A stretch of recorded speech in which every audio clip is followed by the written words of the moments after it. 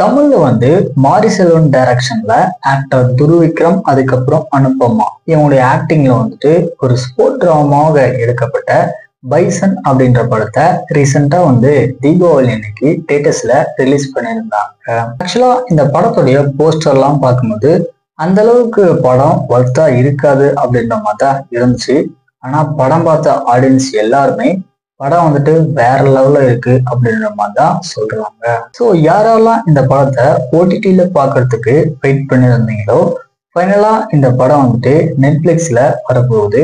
அதாவது நவம்பர் 21 இந்த படம் பார்த்தீங்கன்னா நெட்ஃபிளிக்ஸ்ல வந்துட்டு பிரீமியர் பண்றாங்க. மெயினா இந்த படத்துல வரக்கூடிய ஒரு சில சீக்வன்ஸ் எல்லாம் பார்க்கும்போது வெற்றிமாறன் டைரக்ஷன்ல படங்கள்லாம் எப்படி இருக்குமோ அதே மாதிரியான ஃபீல் வந்து உங்களுக்கு கண்டிப்பா கிடைக்கும்.